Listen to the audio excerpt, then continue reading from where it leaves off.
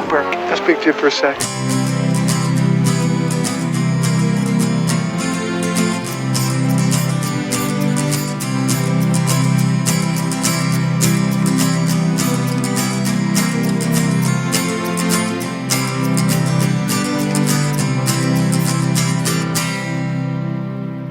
Hey, Dustin. What's up, Hooper? Somebody's president now. Oh, wow. Yep.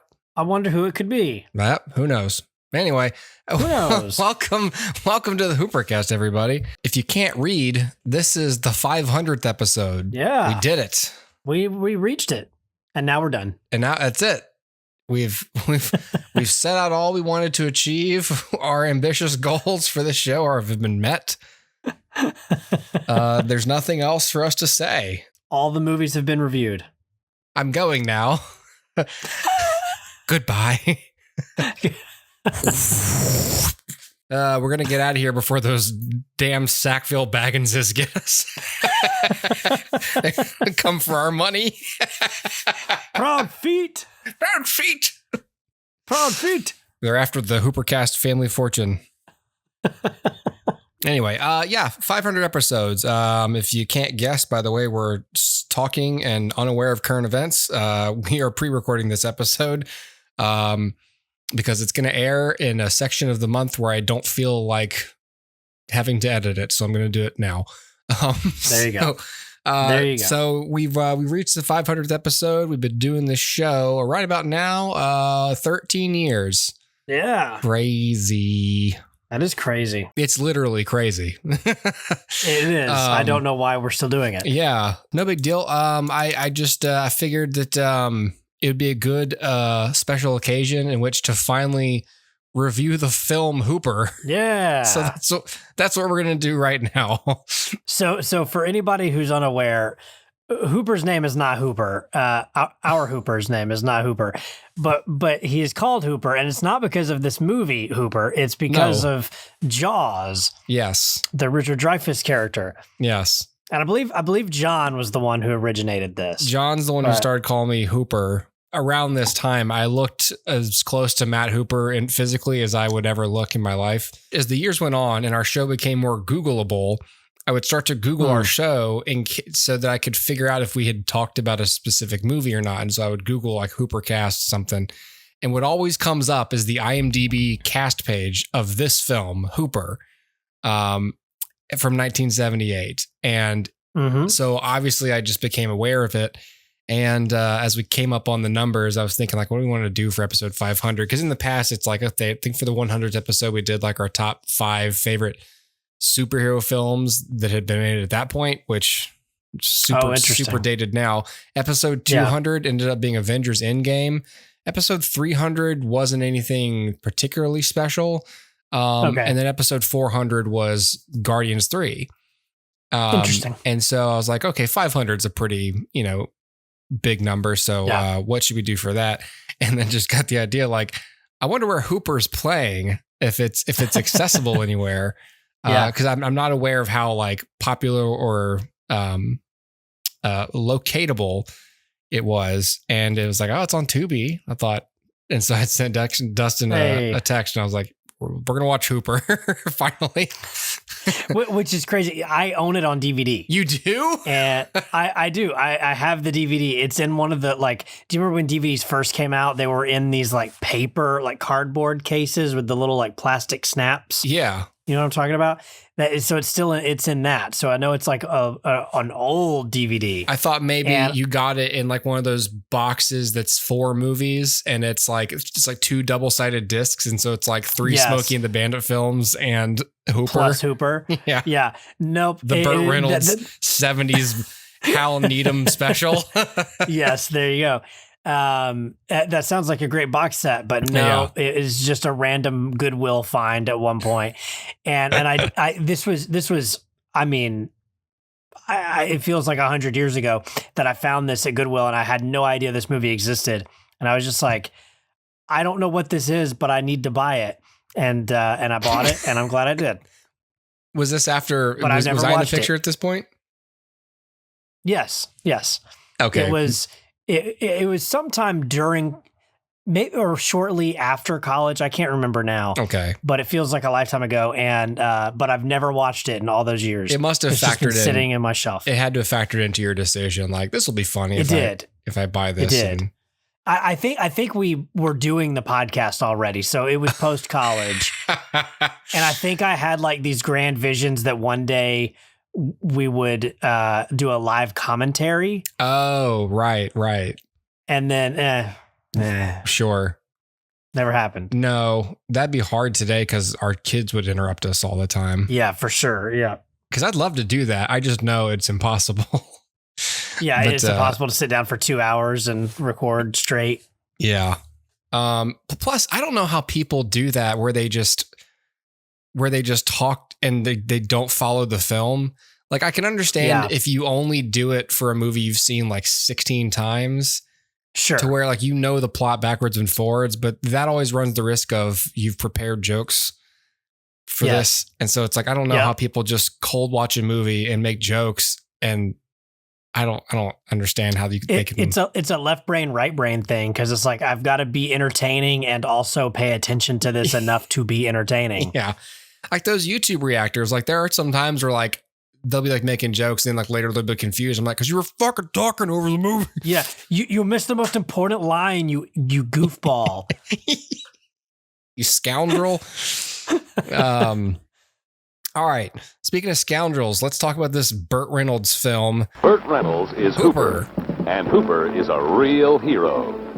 He can take more crashes. Oh, jeez! More fire. Ah! Hello, gorgeous. More love. More hits. He can take more risks and have more fun than anyone can imagine. This is Hooper, the story of the greatest stuntman of them all. And his competition. Been waiting 1.5 years to meet you. How's that? I get to perform with Sonny Hooper. Oh, hell, that ain't no big deal. I mean... Burt Reynolds, Jan Michael Vincent, Sally Field. I'm yours. Brian Keith, James Best, Robert Klein, and Terry Bradshaw. In Hooper's world, talk is cheap. And life is cheaper. We may be in trouble. A stunt is a gag, and a gag is no laughing matter. Bam! Building falls on you, crushes you, fade out the end. Great, Roger. Of course, we'll have a dozen cameras going. And when the director yells, Action! Go! Go! Go! I want to hit it! he really means action.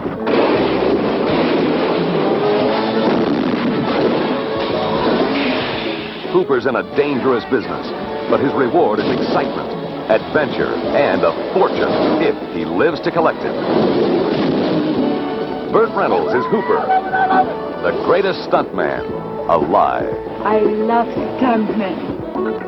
Hooper, the newest movie from the team that brought you Smokey and the Bandit. Wow, it's surreal to be saying these words. So Hooper was directed by Hal Needham and stars Burt Reynolds, Jan Michael Vincent, Sally Field, Brian Keith, and Robert Klein. It was released in 1978 after the second Smokey and the Bandit film, I believe. And it's about a stuntman and played by Burt Reynolds, who is kind of getting up there in age. I think he's like in his mid 30s or late 30s or something. Yeah, something like that. Yeah. Yeah. It's hard to tell. I think Burt Reynolds was like 45 or something when it came out. Yeah. I think he was a little younger. He might have been like 42, but he was 70s, 42. So like, yeah, right. Inexplicably healthy, but inexplicably old looking. Yes, correct. He's weathered. I don't know what it is. Is it just like, even though everyone's smoking and drinking, is there just less antibiotics in their food? And it's just like, yes. Was he just net healthier than I am today? Probably. That's depressing because he ate less processed foods somehow. Yeah. And I would gladly like pick up chain smoking and binge drinking for better food. Despite the cigarettes, he ingested fewer carcinogens than we do. I'm so depressed. All right, let me try to reverse the car here. Let me drive backwards away from that morose realization. Hey, speaking of driving backwards, that happens in this film, actually. It does. It's actually pretty cool. So Hooper is Sonny Hooper, so he's an older stuntman, and he loves being a stuntman. Life is good. He's got a great girl, and his job's cool, and he has a lot of fun, and there's not so much of a conflict in this movie in as much as there's just a sinking realization that of his expendability, and his mortality. So the movie is overall like a pretty just light, fun kind of romp almost, because like you introduce this other character, this younger stuntman, the new kid, Ski, and you think like, oh man, Ski's gonna be like this asshole who constantly tries to he's gonna be like the Jackson Storm, to his Lightning McQueen. To reference Cars, which I just now realized we weren't on the mic when we were talking about that earlier. No, thank God. But that's the same thing. It's like, oh great, like this can, and spoiler alert, Ski is not like an antagonist. Ski is just learning from him and enjoying being in his company. And it's like, oh, this is kind of nice. The relative like harmony among the characters. Yeah, lack of conflict here. Yeah, lack of an antagonist. Forced really. conflict. Yeah. Exactly. Yeah. Forced conflict. Exactly. And so, Hooper's fun. It's a fun movie. I don't know. I guess I'd give it like 3.5 stars. It doesn't really reach for the stars, but it's, I was afraid this would be boring. Like I knew we'd be watching this for this episode, and I gotta be honest, I was like, okay, let's just watch this obscure Burt Reynolds film. I need something else in the back pocket. I had no idea it was about stuntmen, or anything else. So like 20 minutes into the film, I'm like, hell, I got more than I bargained for here. It's pretty awesome. Yeah. So, so I enjoyed Hooper. What about you? Sweet. No, I enjoyed it too. I think I ended up giving it 3.5 stars. I think it's a good movie. I enjoyed it. It doesn't overstay its welcome. It's equal parts comedy and Looney Tune. Like it's a comedy that also has a heart and has some drama, although it may be a little bit shoehorned in at the end. It is there. But yeah, I agree with you. The idea that it lacks an antagonist is interesting, and it's just kind of like people hanging out and doing their job, and kind of slice of life in it. Yeah. Until there's like, and it's not even like an overly dramatic realization from Sonny Hooper that he's going to die and going to hurt himself. It's just like it's presented very matter of factly and very. Like Burt Reynolds doesn't break down or have a scene where he's like, oh God, I'm gonna die. Like there's none of that. It's just kind of like like, oh yeah, I've got to do better. And it's like, okay, cool. And I find that interesting. It's an interesting approach. When the third act rolls around, they introduce something new that becomes a conflict. Yes. But it doesn't really have a central antagonist, even if the film's director starts to take that form. Yeah. But it doesn't become forced in the way of like, oh, well, now we have to, this lighthearted comedy now has to have a big bad, and I find that refreshing, and it's kind of cool. And of course, this is like peak Burt Reynolds. So he is just completely hamming it up and doing his thing, being Burt Reynolds. And it certainly hurts the other actors that they don't get hardly any screen time or much time to be fleshed out, because we're just spending all this time listening to Burt Reynolds tell like jokes. and drink too much and like flirt with people. And like, that's all we're watching, but it's fun. And he's certainly charismatic. Like there's no denying that Burt Reynolds, is charismatic and is fun and interesting to watch. There were a few times where Norm Macdonald's impression of, of Burt Reynolds creeped in, and I was like, "Oh, I've been ruined." Every time he pulls up somewhere, and he's just—it's like a extreme wide shot, and I can still see that man's fucking jaw moving up and down, chewing that gum, and all I could think of was Celebrity Jeopardy. That's exactly right. I'm like, Norm Macdonald did like the quintessential impression. It's not even that good, but it's almost more Norm than it is Burt, but at the same time, it is completely Burt. And so there's a few times of that where I was like laughing at the thing unintentionally. Like they obviously didn't know that was going to be the case. This is peak Burt Reynolds. And if you love Burt Reynolds, you'll love this movie, for that reason. I love Burt and Sally Field together. They were great in Smokey and the Bandit. I think the relationship here maybe isn't as convincing. It doesn't spark quite the same way, but it is, probably because she has less character in this. Probably because their relationship was falling apart at this point. They were together when they filmed this movie. Yeah, so this is also probably true. And she, I'll show you. You're underwritten now.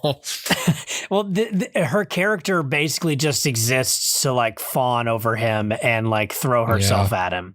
Yeah, and he's like, I'm having a crisis of conscience. I'm gonna go ride the horse, and she's gonna like be like, well, then I'm gonna go sit outside in barely any clothes and wait for you, and watch you. Yeah. And I'm like, I don't. Okay. From the, and I hate to sound like what's your character? I hate to sound like a woke beta male, as they would say. But like the first scene with her where she's like, I just want you to clean up a little bit, and he's like, no, and she's like, yeah, you're such a rascal, and I was like, okay, you're so silly. Got it. There's not going to be much from this character. At one point, she's like, you're going to do it. Okay, I won't be here when you get back, and then she just goes to where he is, and I was like, great. Oh, cool. No wonder he pushes you around. You don't mean what you say. Correct. In that first scene, exactly. She's like, I need you to get your trash in the trash can. And then she's like, okay, 20 feet, 10 feet from the trash can. And he like takes a beer can and just throws it in the general direction of a trash can. And she's like, good enough. Now I'm yours. And I'm like, yeah, relationships don't work that way. And people don't work that way. When's the last time you went to work and told somebody at work, hey, I just need this on my desk by 5? 4.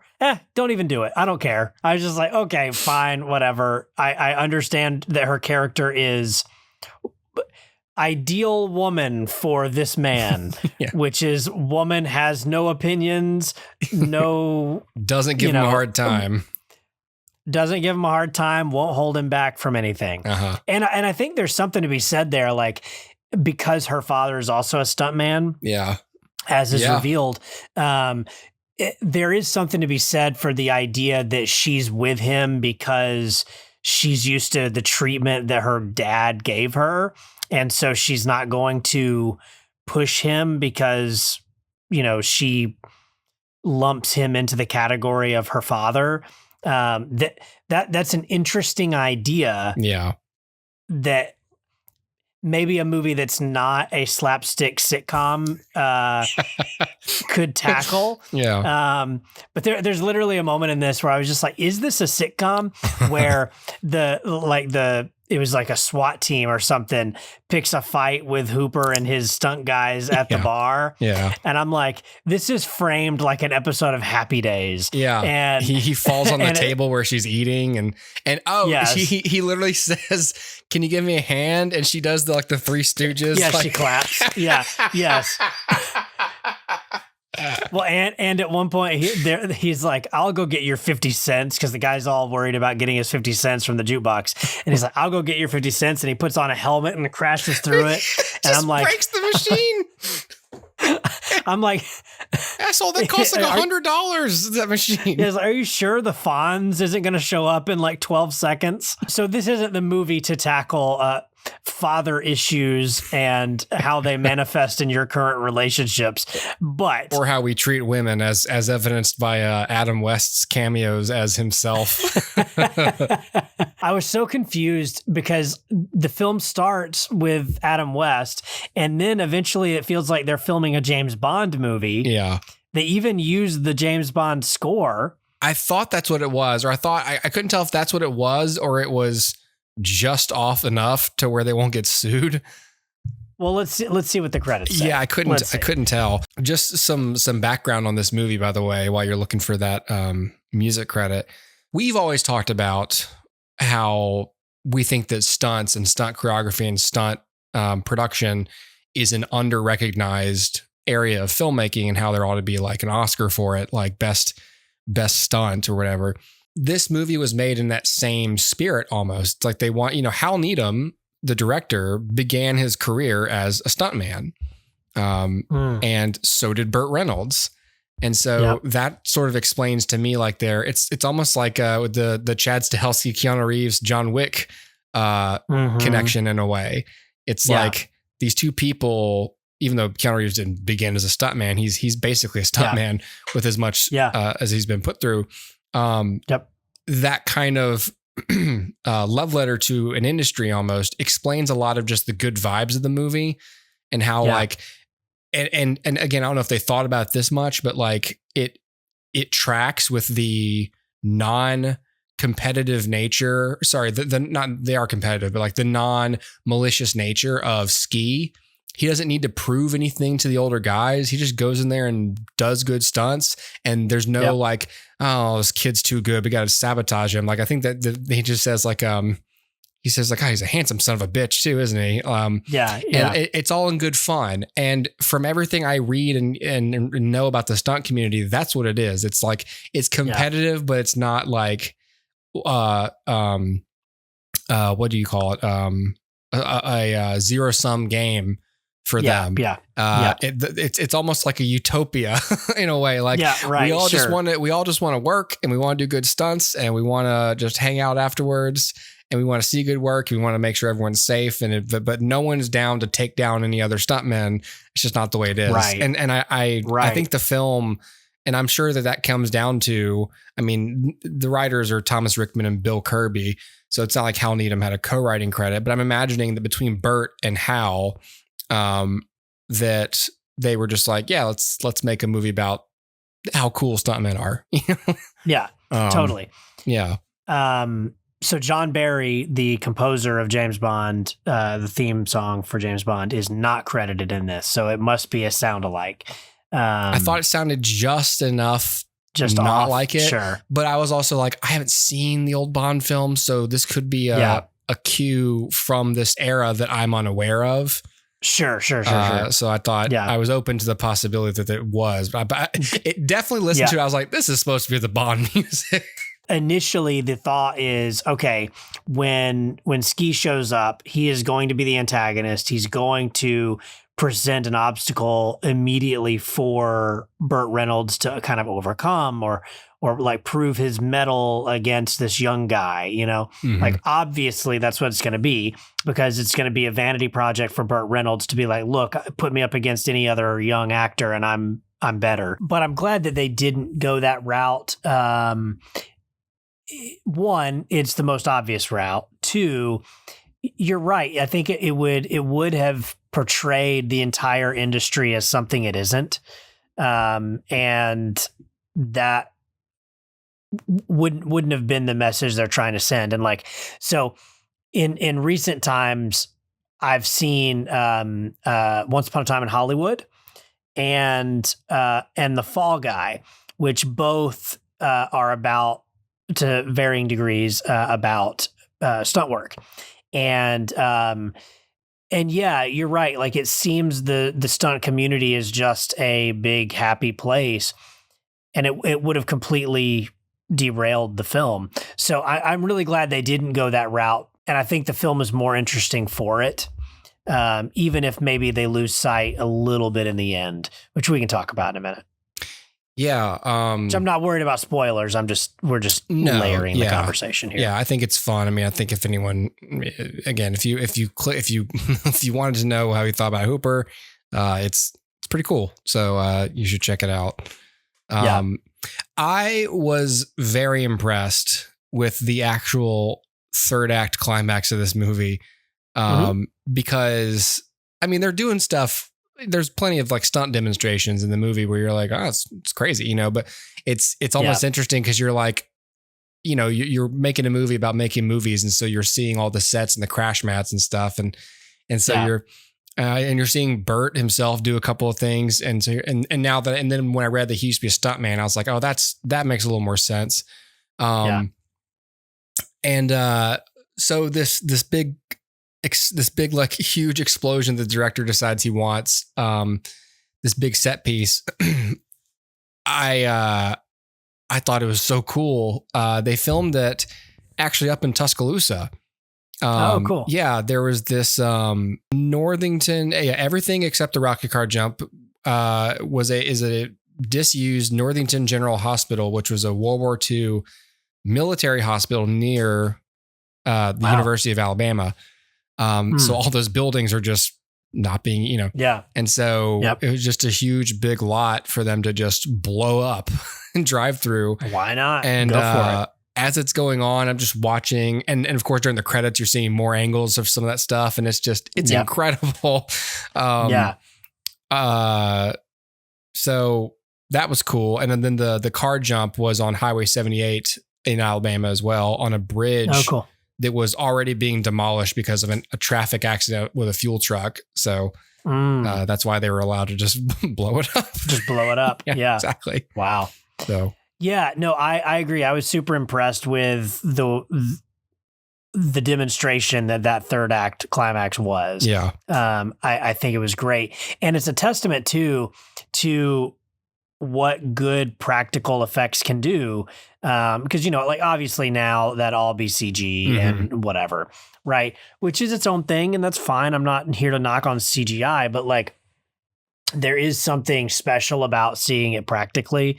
And so knowing that, hey, if they're going to blow up this bridge, they're going to do it for real. Yeah. And knowing that does make it special. And going back to like Tom Cruise, knowing that what he does for real does make it special. And like, sure, maybe you can argue that it kind of breaks the fourth wall if you're going like, oh, he did this for real. I know he did this for real. And so now for, you know, the next minute and a half, you're thinking about this is real. And you're sucked out of the film. I think it actually heightens the film. For me to understand the craft behind it and to be able to appreciate that on a first watch is great. Because sometimes you're watching and you're going, okay, how did they do that? Let me think about how they did that. You're too distracted by the extent to which it's real. Correct. And so just knowing like, oh, this is real is really interesting. Like obviously there was CG in like the big motorcycle jump in the latest Mission Impossible film.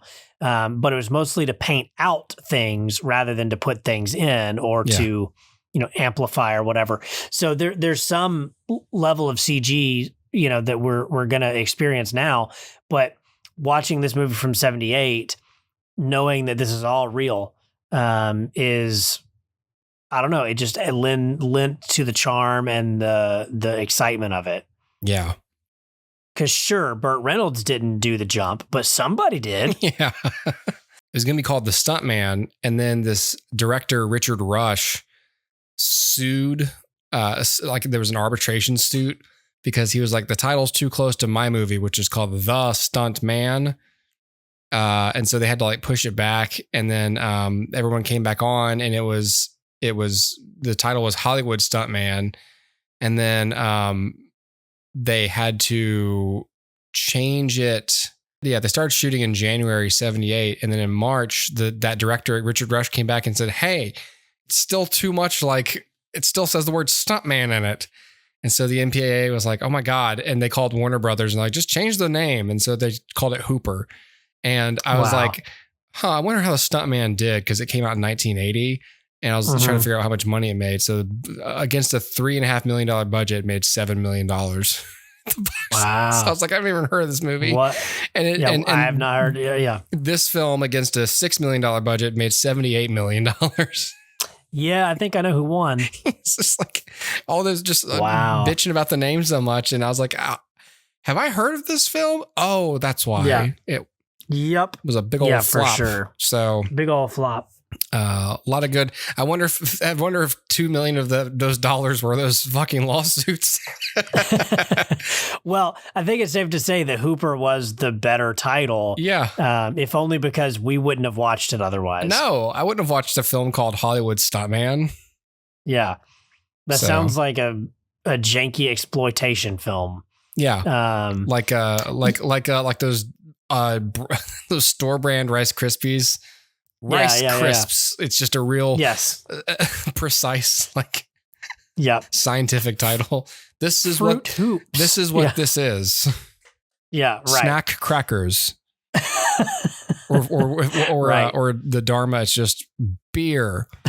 Beer, yes. Here's where I'm at with the third act. Like, as much as I love the demonstration that it is, and I love that it builds to that moment, how it got there, I thought was a little forced. And here's what I mean. So there's a moment where they propose the stunt. Initially, everybody's on board. And then eventually, Hooper comes back to the director and says, look, I'm not going to do it. It's not going to happen. The director gets upset. And so then you have Hooper and the producer, whose name I think was Max, if I'm not mistaken, standing together. And Max is like, hey, I'm on your side. And they laugh like, the old saying, you'll never work in this town again. And then Max is like, until they need you. And so, there's like this buddy haha kind of moment. Yeah. Like Max is saying, I support you. I'm here with you. Don't worry. They will need you again. Whatever. And then like the next scene, we see Hooper pumping iron in his home gym, and Max is there going, you got to come back, Hooper. They need you. Yeah. And he's like, I don't know, Max, I'm not going to do this. And then he's like, you don't understand. If you don't come back, I'm finished. They'll never let me work in this town again. And I'm like, but you just said 20 seconds ago that that's not an accurate saying. You sure are fickle. Yeah. And like you were totally on board with this. And then there's the moment where Sally Field says, if you walk out that door, I won't be here when you come back. Mm-hmm. Oh, just kidding. I'm coming to see you. I wonder if Hooper is just surrounded by people who he knows will not back up their words with actions. Right. Yeah. He just coasts through life. Make me all the threats. I don't care. Yeah, he's just surrounded by people who make empty threats and empty promises. He's just like, exactly. That's why he's so aloof, because he's just like, boop, doop, bad depend on myself. Doop, doop. Yep. Whatever. So it's like that kind of thing, like trying to get there was, I was like, oh, I know where you're building. You have to build this moment where Sure. Hooper like solemnly looks and accepts his fate and like, hey, I'm going to do this jump. But you got to get there a different way, because you just told me that Max doesn't think that your career can be washed up in that way. And now he's saying it is. And there's literally no scene in between these two scenes. So I can tell there's been a passage of time. I can't tell how much. Has it been a week? Has it been 3 days? It's hard to tell. I would have liked to see a scene where the studio like threatened Max, like, hey, you better get him to cooperate or you're fucking done, bro. Yeah. Or right. The 70s equivalent of that. Right. No cap, Max. No cap. This ain't bussin'. I was gonna use bussin'.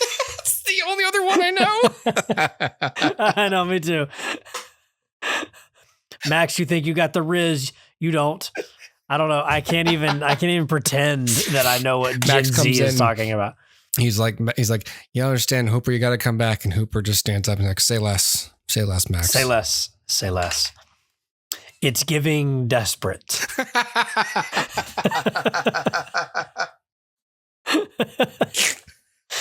I think, Dustin, I think what we're saying is they need to do a reboot of Hooper. A Gen Z reboot of Hooper, starring Jacob Elordi or whoever the kiddos are into these days. Charlie XCX. That's my go-to. You've made that joke like 12 times. I probably will. That's your go-to. I probably will before this, like more times before this episode even airs. It'll be an even more tired joke by the time people hear this. Yes. Charlie XCX could be dead, and I could be making a horrible, a poor taste reference. I don't even know who that is. A deceased. Like, I have no clue. I believe Charlie XCX is a woman. I thought it was a guy named Charlie, but let me see. Yeah, Charlie XCX is a woman. What does the XCX stand for? Is it Roman numerals? Let's see. Charlotte Emma Aitchison, known professionally as Charlie XCX. I don't think it stands for anything. Wonderful. I feel like if you're going to give yourself like a professional alias, I feel like it should be required by law to have on your website somewhere like a tab that says what the fuck my name means. Yeah, right. You should be required to tell me, because if it's just, oh, it sounded cool, I'm not going to listen to your music. Right. In Roman numerals, XCX is not a valid number. Oh. Roman numerals follow specific rules for their notation, and XCX does not conform to these rules. Maybe that's her Roman thing. Numerals. She doesn't conform. She doesn't conform to the rules. She knew we were going to do this, and that was her whole point was, I plugged it in so that when you Googled my name, you'd feel stupid. Now I'm giving desperate. All right. Well, that's... Well, but to answer your question, no, this does not need to be remade. All right. You mentioned earlier, by the way, that, and I wanted to just briefly touch on this, Once Upon a Time in Hollywood, because I had that on my list to watch soon anyway. And once I realized Hooper was about stuntmen, I was like, oh, I'll just go ahead and watch this weekend too. And you had seen Fall Guy, and I went back and checked, and you had seen this movie before, and I was like, all right, I'll check this out. So I watched Once Upon a Time in Hollywood, which was the only Tarantino film that I had not seen at this point. So I just never saw it when it came out, because I don't know if I heard it was okay or whatnot. I don't know what I heard. Like, I like Quentin Tarantino, but I know that like the closer he gets to like film adjacent stories, the more insufferable he can be. And so I was like, I don't know if I want to watch a movie that like explicitly takes place in the movie making world, because I don't want to be in a film where there's a jillion side conversations about an obscure actor. Yeah, sure. And oddly, those aren't in this movie. This movie doesn't go on side quests or like tangents like that. It's almost like he heard the podcast and was like, don't you worry, motherfucker. nothing. I got other stuff happening. Cause I was expecting endless conversations about like Robert Altman or whatever. And the movie mostly ignores those detours of his. Do you remember what you thought of this movie? Yeah, it's been a minute since I've seen it, but I really enjoyed Once Upon a Time in Hollywood. It is my favorite Tarantino film, although the pool of Tarantino films that I've actually seen is quite small. Sure. I found it to be the most restrained movie that he had made, and which is strange considering the ending. But it did feel rather restrained. Like, it felt like, oh, cool. This is Tarantino, but it's like a more mature Tarantino. Yeah. If that makes sense. So yeah. Yeah. And I'm not sure the reason that it's so restrained, other than he just decided like it didn't have to be. Yeah. Why not? Yeah. Or I don't know. It's just, but you're right. It's interesting that way. Yeah, I wouldn't say it's my favorite, but like I did like it more than I thought I would, because the thing about historical movies is it's tough to make them when you know history and you know what happens to Sharon Tate. You know, you're kind of like, okay, like I just sort of kind of know where this was going. And then like at some point during the movie, I was like, oh, wait a minute. Tarantino changed history in Inglourious Bastards. Maybe he'll do it here. He does, and it's fantastic. It's amazing. Just yes. Yes. that I'm going to spoil the movie. So anyone who's come this far, thanks for listening 500 times and go away. The fact that they just go to the wrong house, Yeah. or they go to the right house, but then they decide to like sort of change the plan. Like people like this guy are also what's wrong with the world, you know, and so we should go kill Rick Dalton. Yes. We'll go kill Deputy Dog or whatever. And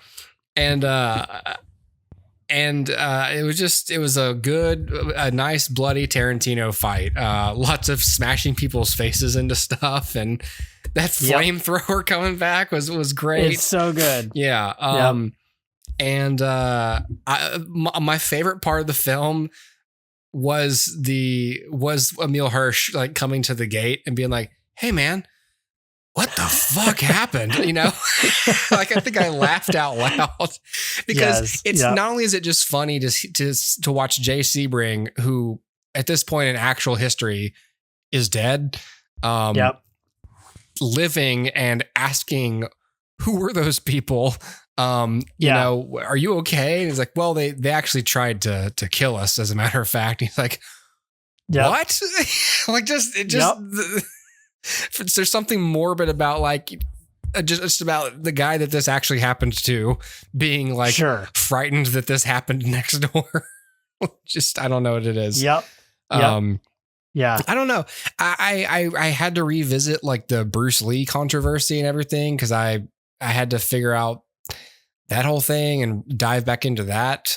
Do you have an opinion on that? Because like I know that like people were like, I know Bruce Lee's family was upset because he's portrayed as like this asshole. But then there were some people who were like, Bruce was not very nice to stuntmen on set though. Sure. And there's plenty of stories about it. And then there's some people who are like, maybe not at first, but he would have, like the better thing to do would have been as soon as Brad Pitt throws him into the car, Bruce would have stood up and been like, "Oh, it's crazy. Can you show me how to do that?" Like, like he was capable of being humbled. So I was just like, okay, whatever. You can't please anybody. And some people were just like, Tarantino just doesn't like Asians or something. And it's like, he's a Bruce Lee fan. The whole bride outfit, the yellow tracksuit outfit is a reference to a Bruce Lee film. Like he's a fan of Bruce Lee's movies. Just may not be a fan of him as a person. So I don't really know what that was. Well, this is always the double-edged sword of when you depict real people. Is how do you portray them, especially people who are beloved by so many. But are complicated individuals. It's difficult to thread that needle, and you're not going to please everybody. So I think you just have to resign yourself to, look, I could make him seem like the coolest dude in the world and people are going to be mad. And I can make him seem like he's the biggest dirtbag in the world and people are going to be mad. So I can't win. Well, and so I'm just going to lean into what's most interesting for the story. Plus, this is a movie about stuntmen, and it would be worse for me to imply that he was the most courteous actor to the stunt community when any stuntman who watches this movie is going to know for a fact that that's not true and come after me for making Bruce Lee look too good.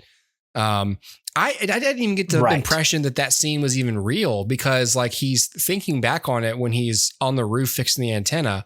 So as soon as like he gets thrown out, it just cuts back to him. And so I thought, did this even happen? Or was he just like, imagining like, what if I were working full time as a stuntman right now?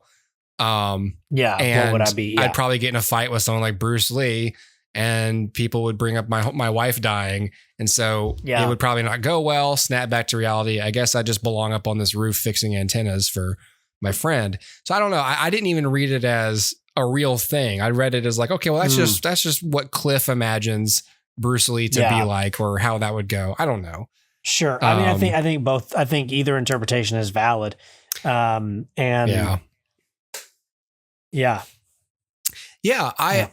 thought Brad Pitt I continue to enjoy this man's work. I think I recently was talking about one of the main appeals of the film Bullet Train is just how likable and just relaxed Brad Pitt and how just comfortable he is on screen. And he's the same here. He's just so naturally, I don't know. Is it just that he's so handsome Is it just, is it just he has that movie star quality, like that good looks and the subtle performances and just belongs and inhabits the world so well?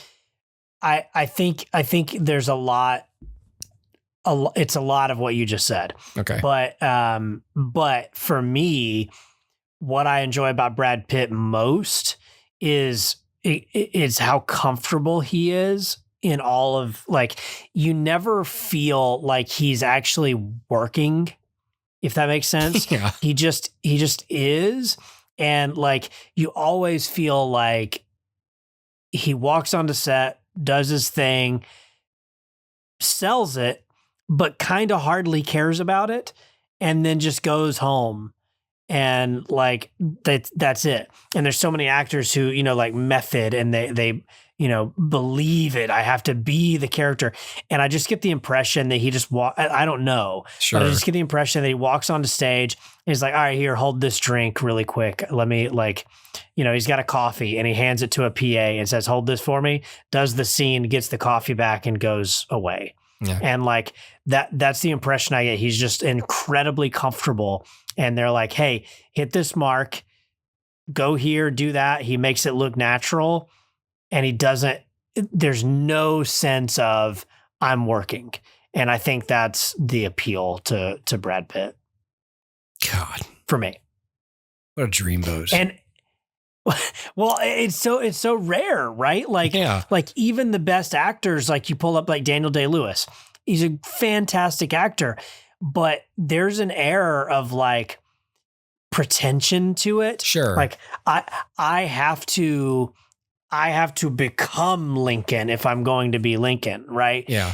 And I feel like give that role to Brad Pitt, it probably wouldn't work, but like give that role to Brad Pitt, and the dude's just gonna roll in 4 score and walk right off. Yeah. Like it just feels like he would. It's as if he hardly cares in the best possible way.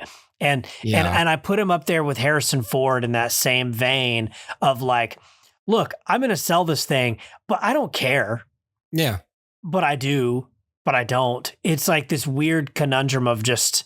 Oh, you're right. So I think I would love to see a movie that was just solely like an ensemble of all of those actors, just like all the easygoing actors, like Harrison Ford and Brad Pitt and Bob Odenkirk, like just just people, all those people that just make it look so easy. Yeah, yeah, I would love that. Yeah, I'm struggling to think of more, but like I know there are more. Oh yeah, I can't think of them because they fly under the radar. They don't make the headlines as much. Yeah, exactly. And they're not doing anything big. They never take roles that are like, obviously Harrison is Han Solo and Indiana Jones, but like they never take roles that are larger than life. Iconic, sure, but larger than life, not really. And that's such a rare thing and a cool thing. I think not the closest, but like a good example of that, like half the cast of Ocean's 11 is that way. That's part of why that movie is so cool and watchable. It's just everyone just seems so chill. It's like, yeah. So. Well, to that end, like I do feel that way a little bit about like Don Cheadle, right? Like, I feel like Don Cheadle is just easy. And maybe I'm wrong, but there are some actors that are still very, very good, but you can see the process, or you can see that there's intentionality behind it. They really thought about this. Maybe Brad Pitt really slaves away the night before a shoot and like learns his lines and figures out his blocking and all that. If I had to guess, I'd say he learns his lines to the best of his ability, comes on set willing to wing it, unless Quentin says don't. But like, and he will. But like, just does his thing. Like, oh, I need to stand there. Okay, cool. I'll do it. I'll do it next time. Cool. All right, and action. Cool. He's there. Does his thing. That's it. And but yeah, man, I agree. I enjoy Brad Pitt in this movie. and in general. And this is one of Leo's best performances as well. So good. And yeah, I don't know. There's so much good in this movie. I mean, Margot Robbie is great in this movie, but she doesn't do a whole lot. No. But she is great, and like, you know, there's all kinds of people in this movie, and they're all so good. Timothy Olyphant's good in this movie. He's one of those guys. He'd make that list, the easygoing actors, you know? Yeah. Yeah. Well, I feel like, you know, McConaughey at peak McConaughey was that way. Yeah. You know, like Cranston is that way. Like, you know, these people that just kind of like, obviously there's a lot of work that goes into it for each of these people, but they just make it look so simple. Yeah. To just action, they be, and then cut, and now they're not. That's a very poor grammar sentence. That was like some half asleep Buddhism. Yeah. No, I liked Once Upon a Time in Hollywood, so I would watch it again, and I'll agreed. Probably whenever I buy that Tarantino box set, I'll get it. I tell myself like, what's gonna happen when we get to like 1,000 episodes, and like what will, because by the time this show has been going for 20 years, I can't do these 20-year retrospective films anymore because I will have reached the point where the show began. Yep. And now we're in like a Ouroboros, like a loop.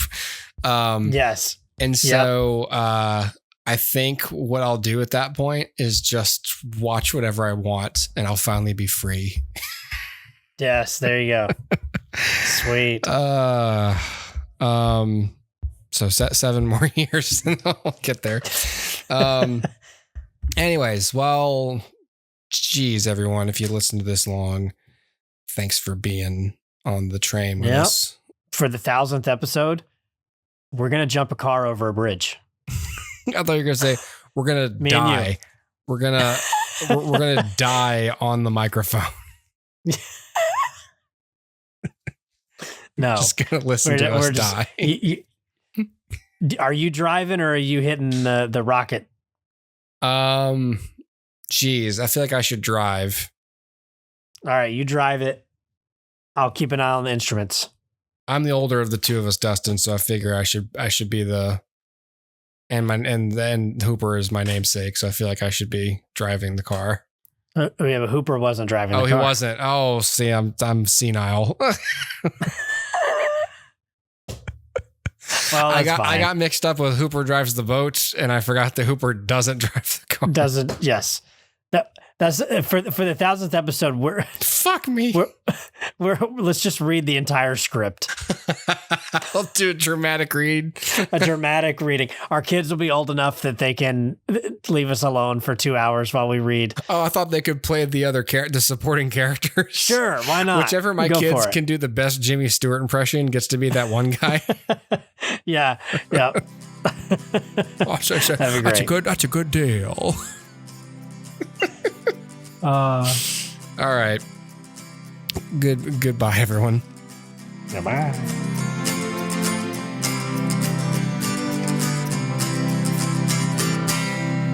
Don't you worry, motherfucker. I got other stuff happening.